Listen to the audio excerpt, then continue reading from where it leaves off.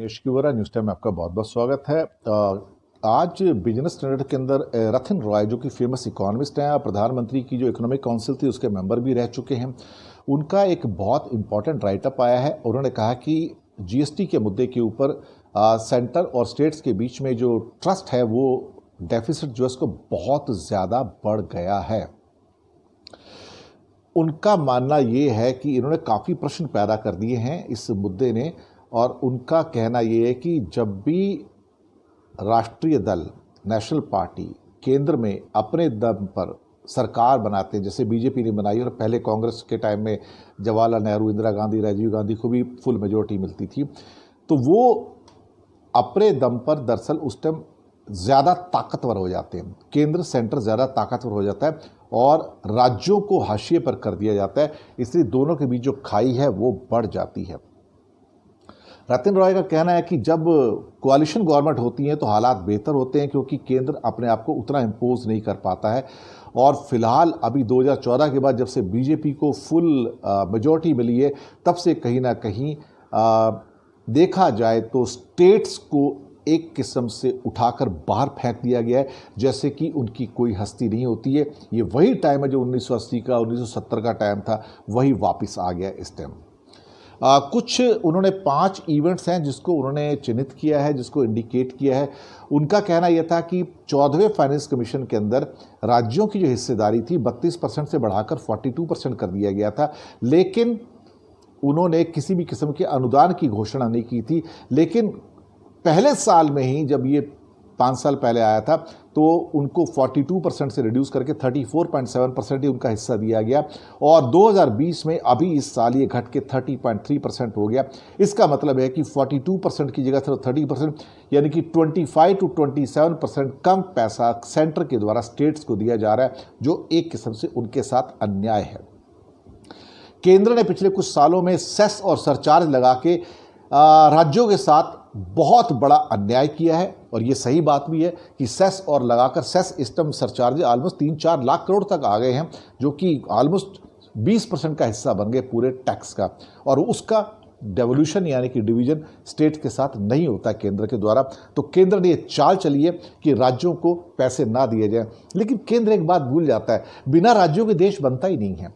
राज्य हैं तो देश है, और राज्यों के पास पैसा नहीं है, राज्यों में विकास नहीं होता तो देश डूबता है। केंद्र इस बात को समझता नहीं कि देश अपना है, ये राज्य अपने हैं, दूसरे किसी राष्ट्र के नहीं हैं। दूसरा जो पॉइंट उन्होंने रेज किया रतिन रॉय ने, वो कहा कि जब योजना आयोग को ख़त्म किया गया था और नीति आयोग का गठन हुआ, तब कहीं ना कहीं बात की गई थी कि हम अब फेडरल स्ट्रक्चर जो है और मजबूत होगा, और जो वित्तीय प्रक्रिया है, जो फिस्कल मेजर्स होंगे, उसके अंदर कहीं ना कहीं राज्यों की हिस्सेदारी होगी। लेकिन अब ऐसा हो गया कि नीति आयोग सिर्फ सेंटर की नीति बनाता है, उसने स्टेट से डिस्कस करना ही छोड़ दिया है। वो किसी भी चीज़ में उसको डिस्कस नहीं करता है, और अपनी ओर से जो मनमाने ढंग से उनको रैंक भी देता है, सफाई में ये रैंक है, इसमें ये रैंक है, इसमें ये रैंक है।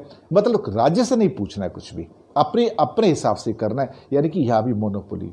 पॉइंट नंबर जो 3 इसमें आता है कि अभी 15वां फाइनेंस कमीशन, इसकी रिपोर्ट आ रही है, अगले महीने आ जाएगी, इसी महीने आनी चाहिए एक्चुअली। तो उसमें बहुत सारी जो नई संभावनाएं पैदा हुई हैं, और उसमें बहुत सारी चीज़ें जो नए मुद्दे आए हैं। इसमें भारत सरकार की प्रमुख योजनाओं की उपलब्धि और क्रियान्वयन, डिजिटल अर्थव्यवस्था को बढ़ावा देना, श्रम आधारित वृद्धि को बढ़ावा देना, और लोक लुभावन उपायों पर होने वाले व्यय पर नियंत्रण करना ना करना, बहुत सारी चीज़ें इसमें शामिल थी।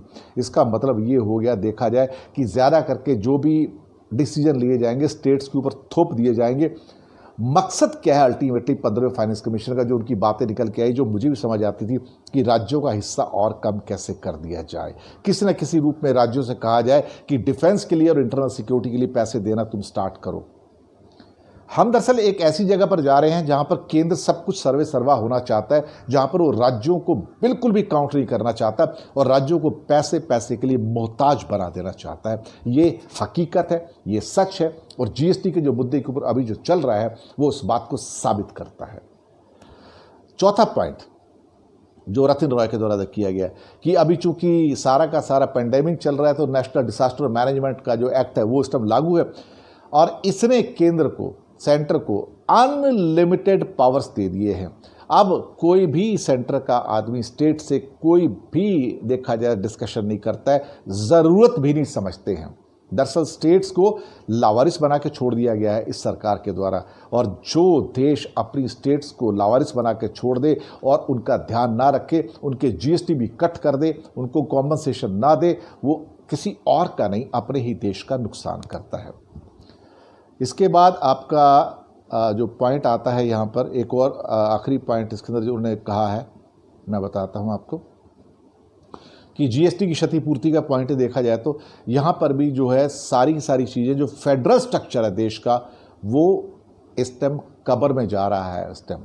और ख़ास तौर से जिस ढंग से कृषि के मामलों में, श्रम के मामलों में, लेबर के मामलों में जिस ढंग से सरकार ने और लॉकडाउन के अंदर एक तरह से कहा जाए चीज़ों को भारत के ऊपर इम्पोज कर दिया गया, और इम्पोज करके मतलब जब हालात बिगड़ने शुरू हो गए, जब संभले नहीं, तो उसके बाद भी अपना बड़बोलापन जारी रखा है।